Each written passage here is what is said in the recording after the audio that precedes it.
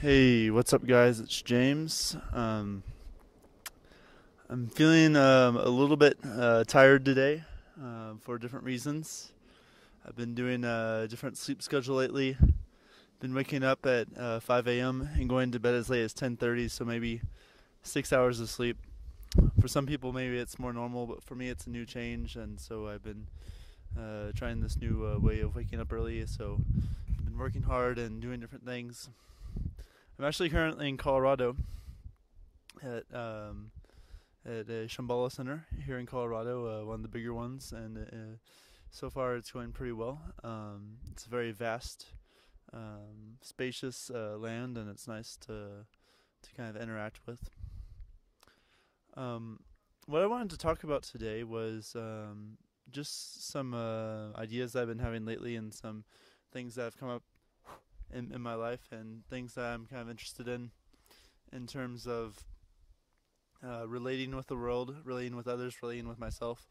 As always, these are things I'm always interested in, but in particular for this video, I'm really wanting to articulate some of the differences between how I interact with others and how others interact with me, and the sense of direction that my life has and how that relates to other people.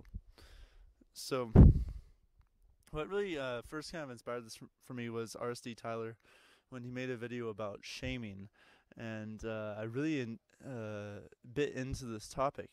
Thinking about it was almost like something that I didn't notice, that I was kind of giving into. Kind of being pushed around by people, not having the confidence to speak up, not having the confidence to assert myself, assert my direction, assert a sense of guidance for my life. And I reflected on this a lot more when I've been reading the book Atlas Shrugged by Ayn Rand. And I really enjoy this book because it has this constant heartbeat of purpose. What do you want to do with your life? What's important is that you express your own, or I express my own direction, and that by expressing that direction, I give other people a chance to express their own direction. It's kind of a objective way of looking at things. And what I've noticed in terms of living at different Dharma centers is that sometimes people, for whatever reason, sometimes I don't understand why, but sometimes people can seem to present views to me that that speak about compassion, and speak about helping other people and being available for other people. And I think that these are really good topics, but I'm challenged by how to put them into practice. Um, you know, Maybe my own beliefs, the culture I was raised in, the sports I did, the country that I'm from, swimming, objective, very objective. It's down to the milliseconds. Um, Growing up in America, very objective capitalism. A man is worth what he produces. These kind of things. And then this book also, Ayn Rand, speaking of that we own what we create. We're entitled to the success of our production. And what we produce for the world is the wealth that comes back to us. And so I really like these ideas, and at least having lived in Europe for 3 months in France, I was kind of challenged sometimes by what seemed like an ambiguity when people, or a vagueness when people talked about, oh, be more compassionate, be, help people, that kind of thing. And what really struck me was that I wanted some kind of objective way to do that. All right. I'd like to be compassionate. I'd like to understand your side of the story. I would like to understand this idea of compassion and giving and being available for people. But the way that I relate to it is that I want to have a sense of structure. I want to have a sense of measurement. Like goals, smart goals, specific, measurable, attainable, realistic, and time-oriented. And I want to be able to make that a path. I want to have something to judge myself by. And I think that people could probably argue that, that's that might not be the most healthy attitude to take in terms of relating with other people. Stephen Covey in Seven Habits of Highly Effective People says that it's hard to be efficient with relationships. You have to take time and you have to allow space. And I think that the spacious quality has a feminine quality of relating with space and relating with relationships, and a flowing quality to it that is very as much a part of the world as the masculine quality of direction and purpose. Like these themes are just as important as the feminine quality of flowing with the emotion of the moment, going along with the tide of things. But for me, I guess what the most interesting thing is that wanting to express masculinity, sometimes there arises this thought that other people are shaming me. That other people are trying to slow me down. Other people are trying to stop my force, stop my roll, telling me to slow my roll, and things like that. And coming from a position where I'm meditating a lot, I'm very sensitive to that, and it's difficult for me to actually to see that I have these great plans, all this ambition, all this purpose, all this thing that's working towards something. But when I think about it, it's like, well, if I'm doing all this stuff, ultimately, don't I want to be able to share it with other people? Don't I ultimately want to have something that is a benefit to other people? So it's almost like I have to attend to what they're presenting, even if it's vague, even if it's ambiguous, even if it has no structure. It's just based on feeling. Even if it's all those things, I still think that I have to attend to that, because eventually, it's almost like what David Deattached says, is that you don't argue with your woman. You don't try to be correct. You don't try to fix her, but you pervade her with your love. You go through her in a way. And I really like that, because I think that the reactive way to go in those situations where I have a tremendous amount of purpose, tremendous amount of directions, is to kind of say, not literally, but maybe literally, fuck off. I don't want to talk to you right now. This is not the time for us to do this. I have work to do. Leave me alone. And maybe that's helpful sometimes if I'm really focused on something, to have that sense. But at the same time, to kind of remember that, I am talking to a human being. This is something that, if I'm reading this book, and this is important for me to read this book, well, what's it gonna matter if it's just in my head? Well, it can help me develop my own inner strength and my own inner sense of purpose. But I think that eventually, it's worth it to be able to share it with other people and to be able to add value to the world because of that. So it might just be good to have some sense of the overall situation, to look at the other person, and to not surrender my purpose, never to surrender my purpose, but to realize that my purpose involves the world, that I am connected to the world, that this is an interdependent situation. And I think that those situations actually where there's an edge, and there's, so I feel like someone's challenging me, I think that those situations are actually the best time to deepen the relationship. And then later on, those relationships are going to help me. That's the best part about it, is that because I've aligned myself with my purpose, and because I'm willing to listen and work with other people, I think that people will feel understood in a way, and that they'll be willing to hear my side. And later on, because needs have been met on both sides, that we'll both be able to grow. That those relationships will come back to me when I'm in times of need, when I'm in a place of scarcity. Those people will naturally come to me and be wanting to help me, wanting to know what's wrong, because that bond was established. I think that it can be a very dangerous path of paranoia to get stuck into this loop, in Buddhism we call it the jealous God mentality, where we're so focused, or I'm so focused on my purpose, so focused on what I'm doing, that I interpret everything that anyone says as an attack, or a way of trying to distract me from what I'm doing, or trying to distract me from the system that I've set up. And it's a dangerous, kind of a dangerous thing to get stuck in, because well, for one, it's painful. Like the pleasure that's coming out of it is that I've created this great system that is going to take care of my every need. But there's always gaps that are happening, even in the highest. Even when the system is perfect, I can still see there's something that could use refinement. This could be a little bit better. This could be a little bit better.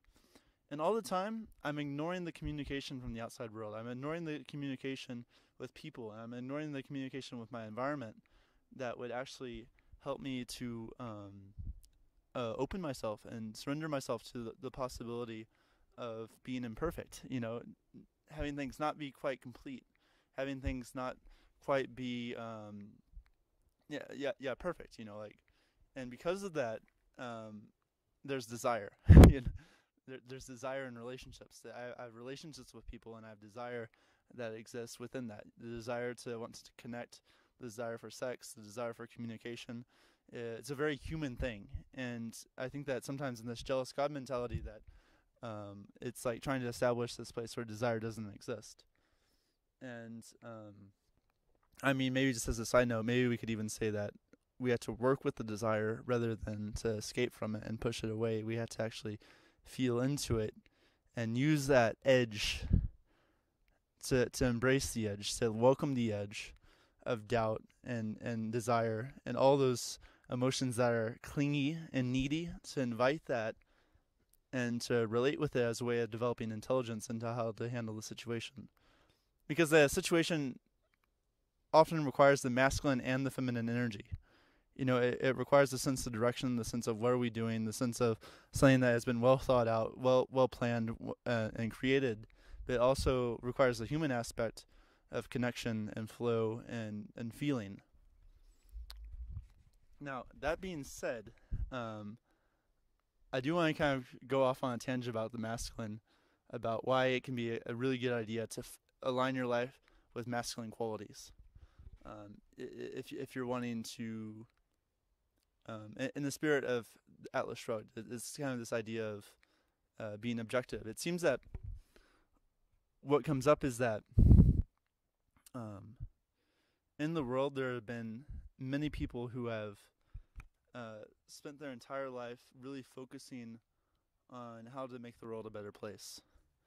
How to, and they don't, I don't think well, maybe they do sometimes, but it depends on the profession, right? There's been great yogis, there's been great meditators who have spent their lives meditating in caves, 22 years of their life in a cave in retreat, or have wrote extensive writings on different experiences, and has spent their entire lives maybe just studying one aspect of the mind, and have helped further our understanding of the mind. There's been people who in industry have done a lot. Like in Atlas Shrugged, Hank Rearden, with his steel, the Rearden steel. So I think that it's like what's beginning to happen is that, or because of those people, they've invested in their intelligence, they've invested in their sense of direction, they've invested in thinking and using rationale, and even cynicism sometimes, to look very carefully at what's going on and to rethink what's going on in the world and what's going on with what they're doing. And I think that what kind of the idea between the masculine and feminine is that because the masculine has figured everything out, because it has a sense of direction, because it has a sense of purpose, the feminine side can relax. The feminine side can relax and flow. And I don't want to speak specifically of masculine men and feminine women. I want to avoid kind of like that stereotypical kind of approach. But I think that there at least are at least maybe 80% of men who have maybe a masculine essence. That's what David Data says, And if these men are kind of flowing with the moment, taking on this feminine attitude towards life, I think that at their core, they really do feel this sense of kind of desolation and kind of doubt and kind of like, what am I doing with my life? Yeah, it's fun. I'm having a good time. I'm drinking. I'm listening to music. I'm going out with friends. This is fun, but there's something missing. There's this sense that I really want to believe. It's almost like I really want to believe in how the world is. I want to believe that I've been educated in the right way. I want to believe everything that I've been taught. But there's just something that's not quite right, and I don't like that feeling. I don't like but I don't know what to do about it. And I think what a lot of men lack is a sense of purpose, and that by creating a purpose, by really looking at themselves, and really looking at the world, and really looking at their skills, their environment growing up, what they're most passionate about, what they enjoy the most, that they can begin to create um, an environment where they've tailored their skills and their interests to their purpose, and then beyond that, it's almost like just exerting oneself towards the purpose, just being on the journey is the goal itself. That's actually a Buddhist thing. Like the journey is the goal. Just to have that sense of dignity, that sense of using our intelligence to actually think and to actually begin to try to create something that's of value for the world, like that particular vibration in the brain, or that particular um, using of the awareness and the thought and relating with situations in that way is highly enlivening. It has this feeling of waking up, of wanting to do something and being passionate about it. Like following through on something very strongly. And when I think that this is the side of it that I'm presenting, is that when someone begins to get really involved in that, they begin to hear from people in the world like, why don't you take a break? Like, come enjoy yourself. Like, why are you working so hard? Like these kind of things. And we could call that seduction. We could call that the force that distracts a man from his purpose, and that and within that, like I said before, you can pervade that with love. You can work with that, but I think that the integrity comes from knowing that the next day you're still going to work on what you're going to do, no matter what. Like that purpose comes before anything else, and that by being committed to that there can be really a sense of abundance, because rather than being distracted by the feeling of desire and the pain that comes from not quite being satisfied by the desire, chasing, constantly chasing in this cyclical pattern called samsara, like always being chasing this desire, that one becomes discontented, and maybe you begin to, if you're aware enough, you can begin to see the whole pattern.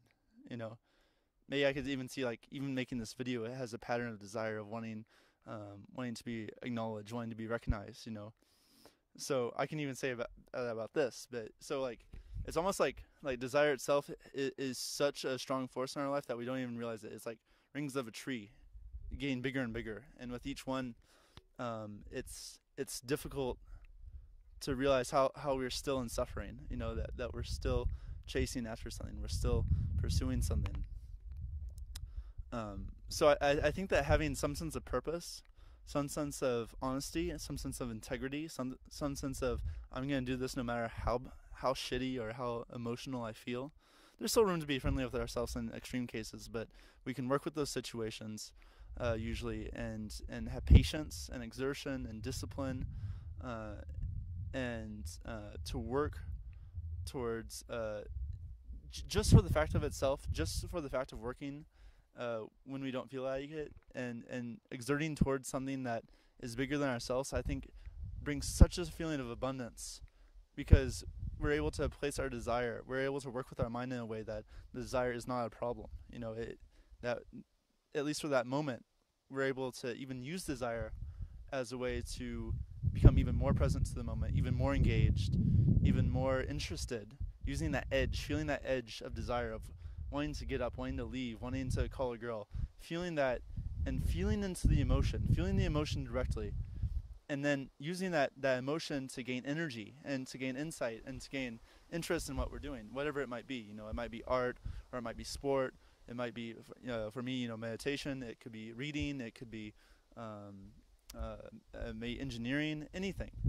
And whatever that purpose is, it can be strengthened by desire. Actually, we can learn through those difficult moments how to work with desire in a way that serves our purpose.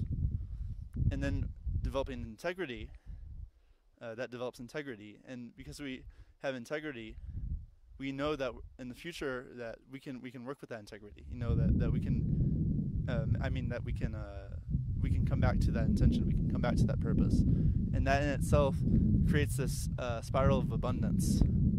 This feeling of, what, I'm on my purpose. I'm working on something that's larger than me. I have this inspiration. I have this feeling of inspiration, and I have this feeling of abundance. And just those feelings, just for themselves, are enough. But then still remaining objective, and looking at, how can this be made better? How can I improve myself? How can I improve the lives of others? How can I work to make situations workable? Like questions like that. Always like asking ourselves questions. And like I said before, like this can get spun into a realm of desire as well, called the jealous God realm, where we became too concerned, too interested in what's going on. But I think that what they say is that in Buddhism they actually say that, at least in terms of meditation and exertion, that it's usually better to lean towards the side of exertion than to lean towards the side of, maybe I can't remember, but I don't want to misquote it. But I think that, at least for me, like my philosophy is that to just kind of lean towards the side of exertion, err on the side of exertion rather than on the side of laziness, and that by doing that there's that sense of abundance that's created, and that just that alone is enough. But then still remaining objective, still working towards something. All right, guys. Well, so I think I hope I made myself clear today. I think that the final thing is that with the shaming, with the comments that people might make, or the seduction that people might have, is that if you really have the integrity, or if I really have the integrity, if I really have the sense that I'm on my purpose, I'm going to follow my purpose no matter what, I'm not going to surrender my purpose, that it's almost like I anticipate, like I'm ready to hear that from people. It's like I'm waiting for them to come to me and say, hey man, take a break, like, what are you doing? You're working too hard. And it's kind of like, because I have that integrity, I can be confident in those situations. Sometimes I even think, I could just lie, like I could just say, yeah man, yeah, I'll hang out with you or something like that, and then not do it, It doesn't matter, at that point it doesn't matter. There could even be, I could use the integrity as a way just to connect with them in that moment, to ask them, what they're feeling, what's going on, why they're bringing that up. I can seek to connect with them. Rather, I think that if I don't have the integrity, if I don't have the trust in myself, then I'll feel attacked. I'll feel like they're attacking me, and then I'll feel like I need to reassert myself. I'll feel like I need to attack back, and it creates this back and forth, where both people have needs to be acknowledged, but both people are feeling insecure, and they attack each other out of that insecurity. So instead, it's good to have the integrity in the sense of abundance, where I can relate to that situation and acknowledge the other person's feelings and needs, and that starts the conversation off in a much better direction than attacking. So when in doubt, remember your purpose and pervade through the women and through the world with love. Okay, so I guess that's my conclusions today. Thanks so much for listening, guys. And I'll probably be doing one of these video blogs like once a week. And hopefully talk to you soon. Take care.